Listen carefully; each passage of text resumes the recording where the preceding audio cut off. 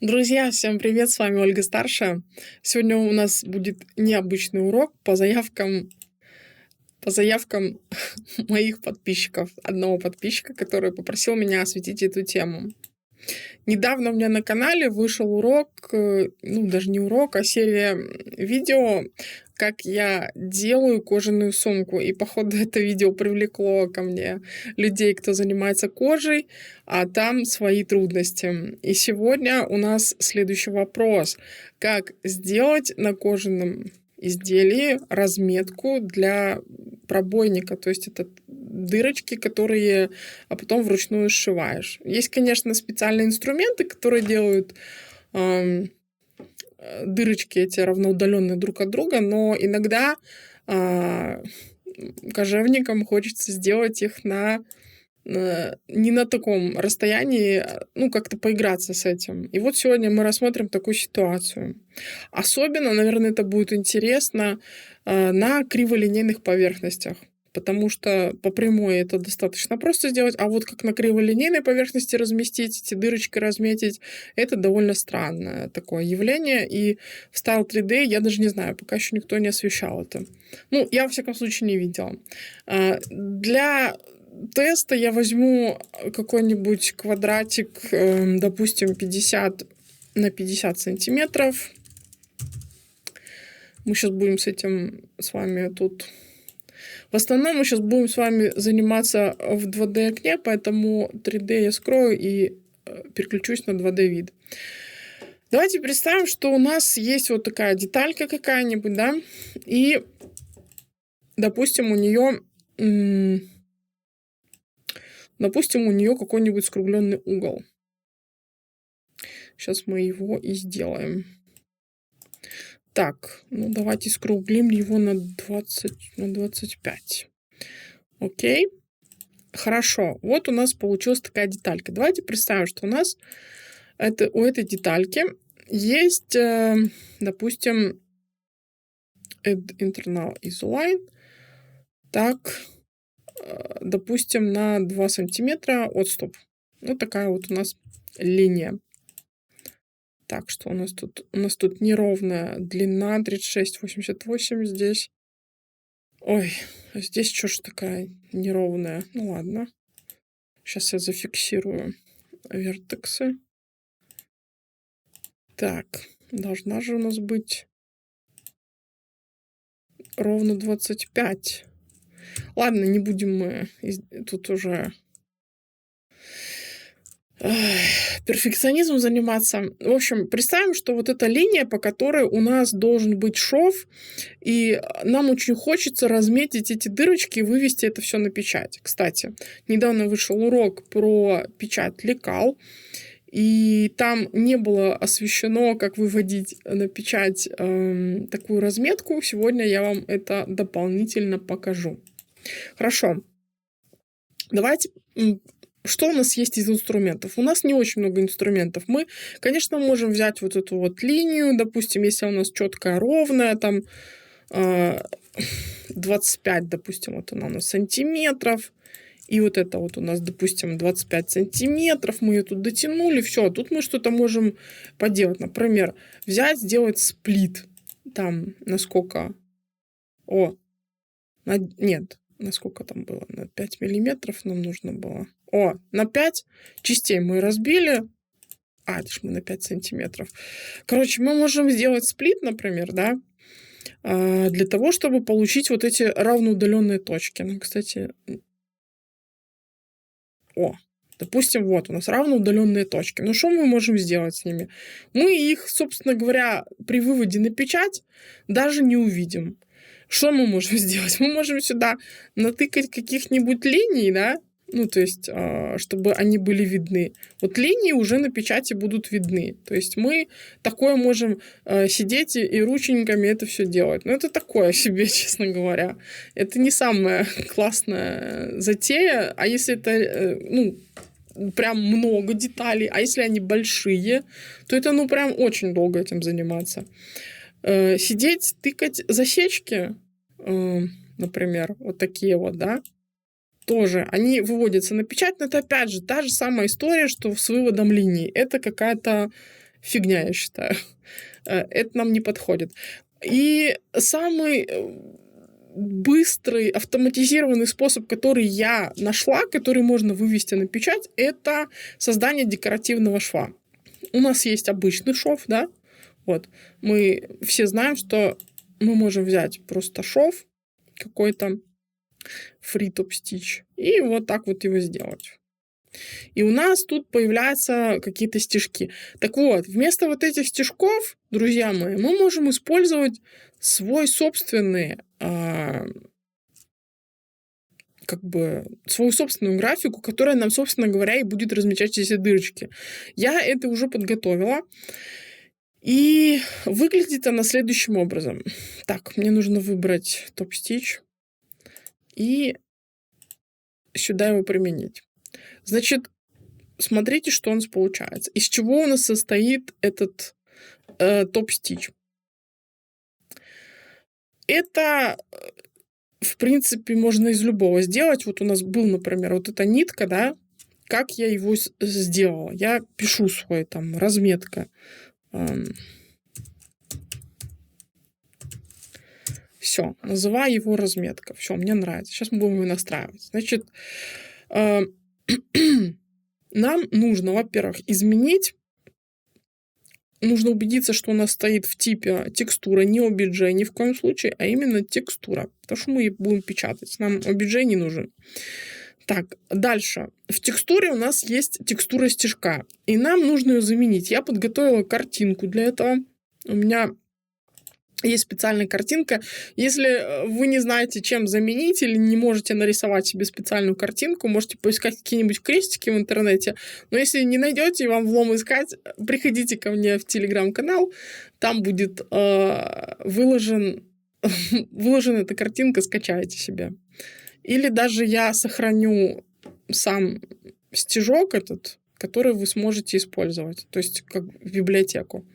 Так, смотрите, что получилось. Вот я вытащила эту картинку, и у меня все тут полетело к чертям. Почему? Потому что картинка очень большая. Нам нужно настроить stitch width, то есть ширину стежка. Допустим, я хочу, чтобы ширина стежка была, чтобы мне это было видно при печати, 0,5 сантиметра. Но это же еще не все, и видите, его тут что-то расперло. Оказывается, нам нужно еще и высоту стежка где-то настроить, а она настраивается вот здесь, в каунте. Если вы этого не видите, если вы видите только вот так, нужно развернуть обязательно и поставить вот здесь 0,5. Все, вуаля. Мы увидели, что у нас здесь вот такая фигня. У нас здесь, правда, есть еще какая-то борода снаружи.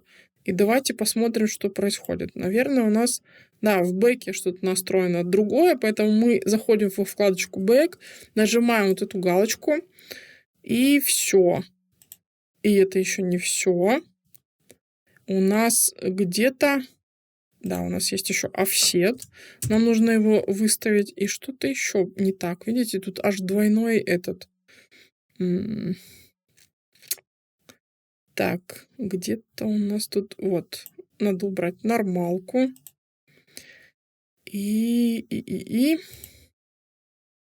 Так, тут только фронт. Где ж тут... Где-то тут еще есть одна такая штука, которая нам мешает. To edge. Тут центр. Хорошо. Так. Margin blend. Короче, тут что-то пошло не так. Тут аж двойная какая-то.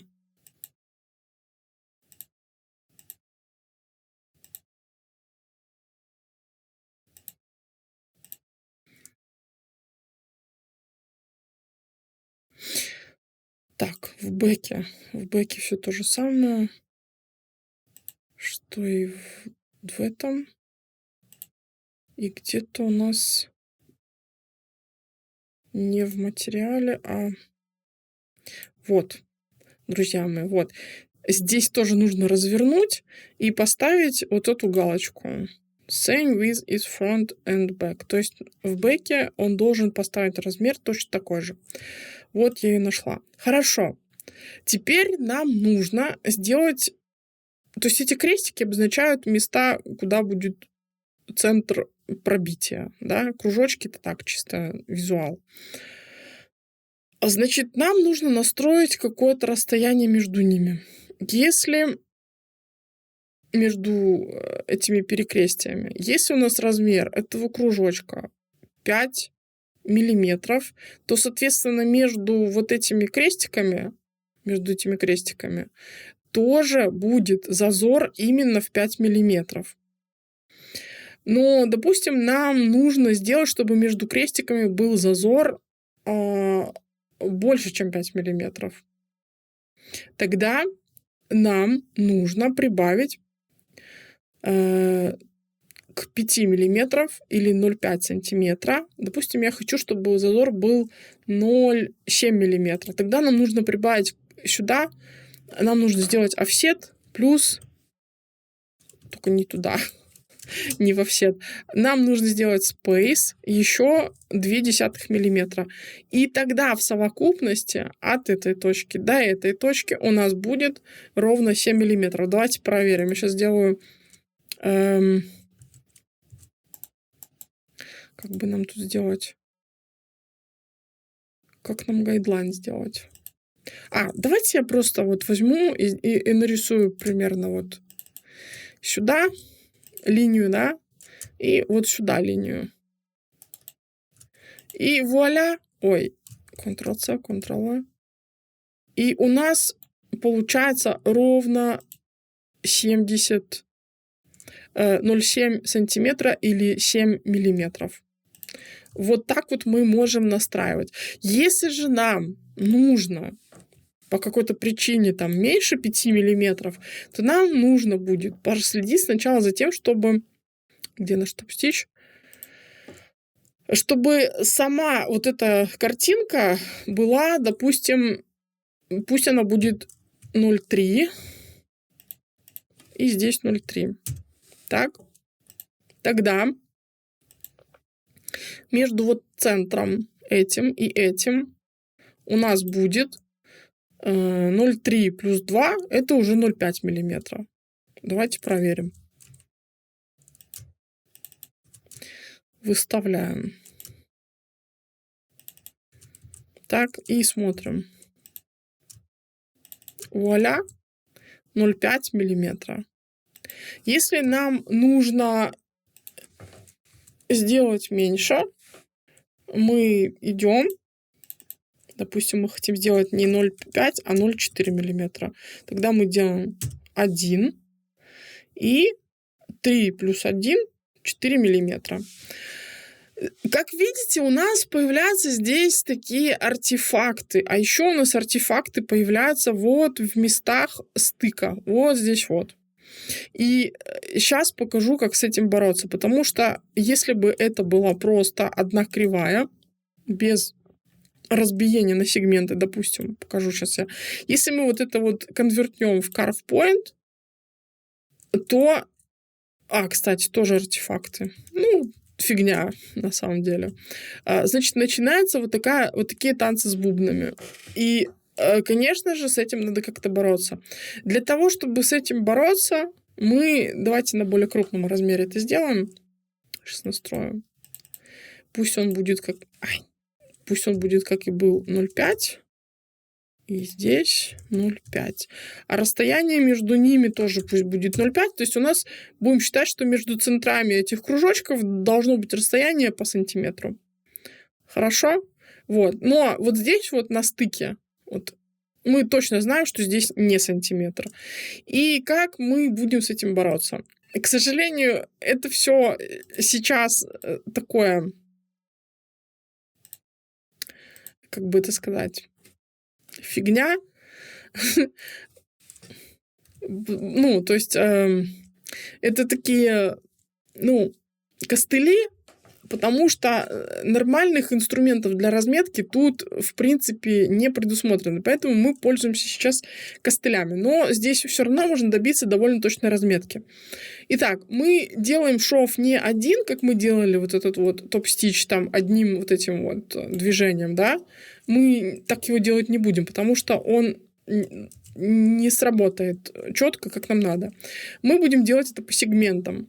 Сначала мы вот это делаем, потом вот это, и потом вот это. Сейчас объясню, зачем мы так делали. Потому что каждый сегмент,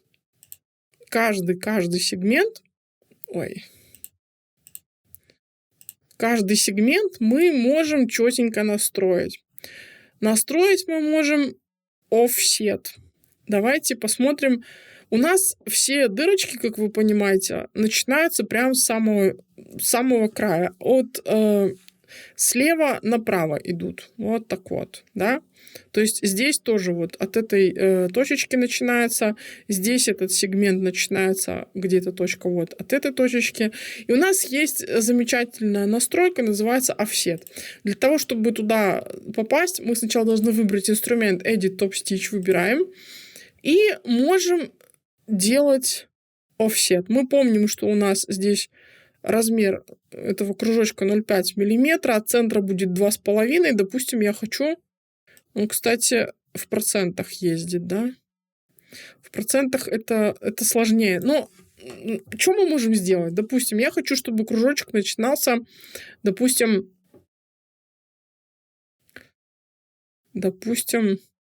кстати.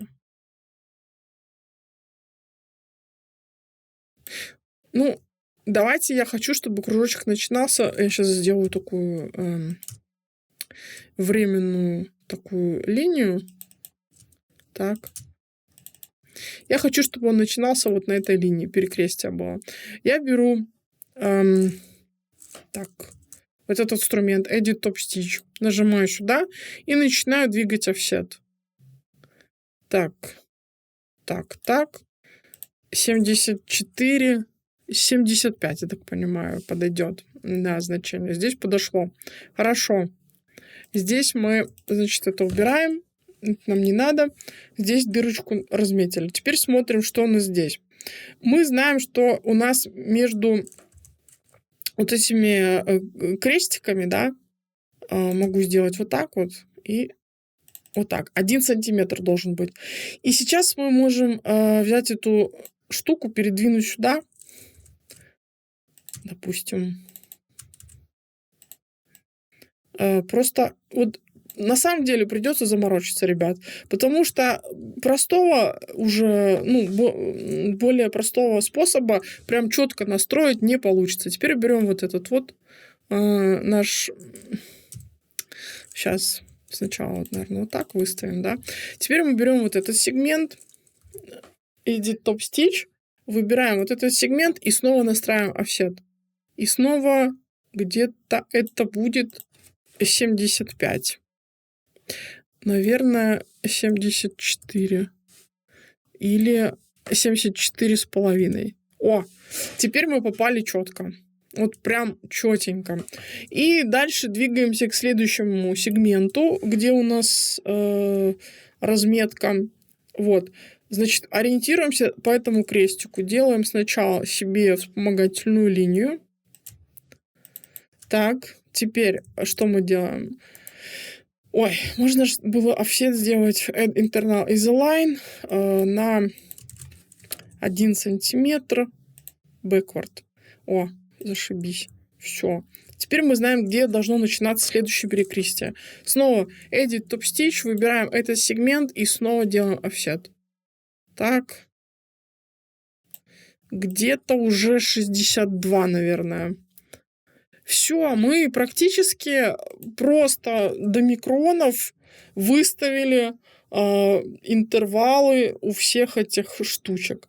Тут, конечно, немного не попало, но тут уже надо решать либо высотой, например, детали, там увеличить высоту детали, либо еще как-то. Либо размечать сначала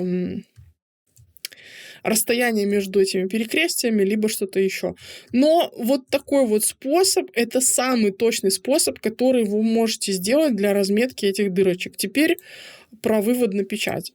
Мы для того, чтобы именно пропечатались вот эти вот наши перекрестия, идем в Tools, 2D Snap Host, и когда будем печатать... Ага, да, кстати, друзья мои, раз у нас тут JPEG, да еще и белый, то надо настроить вот эти перекрестия не белым цветом. Белым они у меня настроены, чтобы здесь было смотреть хорошо. А они у меня должны быть recolor черными. Окей. И снова Tools, 2D Snap Host. Смотрим. Смотрите. Видите? У нас есть внутренняя линия. У нас есть топ-стич. Если мы его не покажем, то он не покажется. Если вам мешает эта внутренняя линия, ее можно отключить вот здесь где-то internal line. Да. И можете ее не экспортировать. Теперь пробуем Save As. Кидаем в наш тест. Stitch. И смотрим, что получилось. Так, это у нас было тест. Stitch. Он прям в папку запихал. Вот наша деталька. Вот наши дырочки. Можете распечатать, промерить там вот в этих местах и убедиться, что это максимально, прям четко размеченная штука для разметок. Ой, для ваших дырочек. Еще раз повторяю, вот эту текстуру, там, перекрестие или кружочек, или что-то еще вы можете сделать сами в любом 2D-редакторе, либо найти в интернете, либо, если кто-то не нашел или хочет воспользоваться тем, что есть у меня, по ссылочке в описании найдете, где это скачать. А еще, чтобы вам пользоваться дальше этим топ-стичем и не настраивать его заново, вы можете его сохранить. Смотрите. Переходите в топ-стич, Save, и, допустим, кстати, приложу вам этот топ-стич, разметку, который у меня есть. Сохраняется он с именем, которое вы добавили, SST сохранить. Все, он у вас есть в библиотеке. И вот у него еще есть thumbnail. Я давайте, знаете, что сделаю? Все-таки настрою белый, тоже нифига не видно. Окей, и сохраню его так. Save, разметка, сохранить. О! И вот наш thumbnail. То есть превьюшка. Окей. Все. На этом, пожалуй, этот урок я закончу. С вами была Ольга Старшая. Ставьте лайки, пишите комментарии. Спрашивайте, что вам было бы интересно, чтобы я сняла. Я принимаю заявки на прикольные всякие штуки, чтобы вам показать. А пока-пока. До следующих встреч.